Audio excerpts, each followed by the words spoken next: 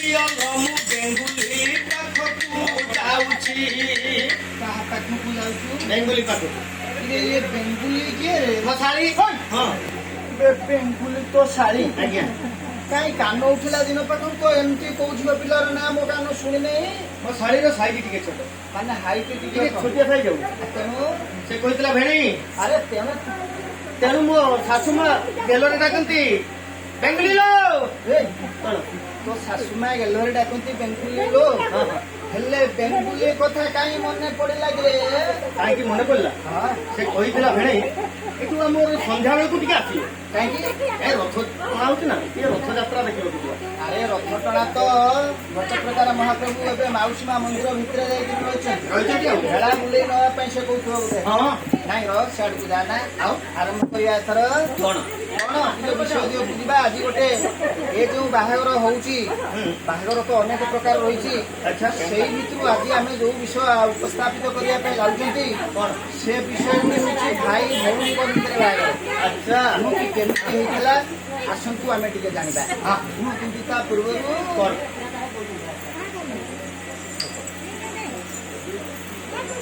ଆମେ ଆଜି ଏ ଯୋଉ ବାହାଘର କଥା ଟିକେ ଆଲୋଚନା ଟିକେ କରିଦବା ନା।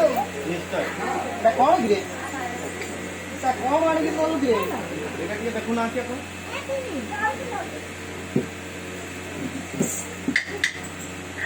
କିଏ ଆସୁନି ଆସୁନାହିଁ। ତେଣୁକରି ଆପଣଙ୍କୁ ଦେଲି ଆଉ। ହଁ ହଁ ହଁ ଠିକ ଅଛି।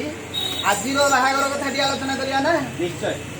ଯଜାତି ସାଙ୍ଗରେ ମୌସୁମୀର, ଏ ବାପାରେ ଯଜାତି ସଙ୍ଗରେ ମୌସୁମୀର, ବିଧି ବିଧାନେ ହେଲା ବାହାଘର। ଆଚ୍ଛା ଯଜାତି ସାଙ୍ଗରେ ମୌସୁମୀର ବିଧି ବିଧାନେ ହେଲା ବାହାଘର।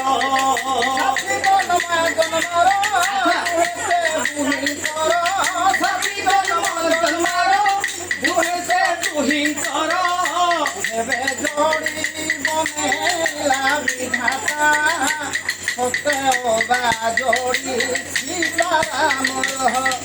ଯୋଡ଼ି ବନେଲା ବିଧାତା, ସତେ ରାମ ଆଉ ସୀତା ଦେବୀର। ତମେ ଯେତିକି ପୁରୁଣା ହେଉଛ, ମତେ ସେତିକି ନୂଆ ନୂଆ ଲାଗୁଛ। ଏ କଥା ନୁହେଁ ମିଛ, ବାଜିଲେ ତୁମ କାଚ। ଏ କଥା ନୁହେଁ ମିଛ, ବାଜିଲେ ତୁମ କାଚ। ତମେ ଏବେ ବି କଣେଇ ଚାହିଁଲେ ମୋର କଲିଜାକୁ ହାଣି ଦେଉଛ। ତମେ ଏବେ ବି କଣେଇ ଚାହିଁଲେ ମୋର କଲିଜାକୁ ହାଣି ଦଉଛ। ଟିକେ ପୁରାଣ ଆଡକୁ ଯିବା। ଆଜ୍ଞା ଯୋଉ ପୁରାଣ ମାଧ୍ୟମରେ ଗୋଟେ ନୂଆ ଧରଣର ବାହାଘର ହେଇଥିଲା, ଏବେ ଏଇଟା ଅବଶ୍ୟ ପ୍ରଚଳନ ହେଲାଣି। ଆଜ୍ଞା ଭାଇ ଭଉଣୀଙ୍କ ଭିତରେ ବାହାଘର ତ ଆପଣ ମାନେ ଅବଶ୍ୟ ଏଇଟା କେବେ କେମିତି ହେଇଗଲାଣି ବି। ଆଚ୍ଛା ତ ମାମୁର ଝିଅ ଆଉ ପିଉସୀର ପୁଅ ପିଉସୀ ପୁଅ ହଁ ଏଇମାନଙ୍କ ଭିତରେ ବାହାଘର handshake କରିଦେଇଥିଲା। ଏଇମାନଙ୍କ ଭିତରେ ସେତେବେଳେ ଲଭ୍ ମ୍ୟାରେଜ ହଉଥିଲା ଆଜ୍ଞା। ହଁ ହଁ ସେତେବେଳେ ବି ଥିଲା। କଣ? ଏଇଟା ନୂଆ କଥା କିଛି ନୁହଁ ନା। ତେଣୁ ଆସନ୍ତୁ ଜାଣିବା କଣ? ଶଶୀରେଖା ହରଣ ବା ଭାଇ ଭଉଣୀର ବାହାଘର। ହଁ ନାଇଁ କି? ଆଜ୍ଞା ହେଲା କପଟ ପୋଷାରେ ହାରି ଧର୍ମଙ୍କ, ଉଠିଲେ ସଭା ମଧ୍ୟରୁ ହାଇକି ନେଇ ଉଠିଲେ ଦ୍ରୌପଦୀ ସୁଭଦ୍ରା ଦୁଇ ରାଣୀ ଭାଇର ରତକ ଚିନ୍ତାଇଲେ ଧରଣୀ। ଜୟ ଗୋବିନ୍ଦ ଗୋବିନ୍ଦ ଦାସରଥୀ, ଗୋବିନ୍ଦ ଦାସରଥୀ, ରାମଚନ୍ଦ୍ର ମଦପି କରିଦେଲେ ବାନ୍ତି। କିଛି କଣ କୁଣ୍ଡିଆ ସତ କଥାଟା ଆଜ୍ଞା ମୁଁ ଦେଖିଛି। ରାମଚନ୍ଦ୍ର ପ୍ରଭୁ ମର୍ଯ୍ୟାଦା ଏଇ ବାହାଘରରେ ମାଲ ପିଇକି ବାନ୍ତି କରୁଥିଲେ ମୁଁ ଦେଖିଛି। କିଏ ରାମଚନ୍ଦ୍ର?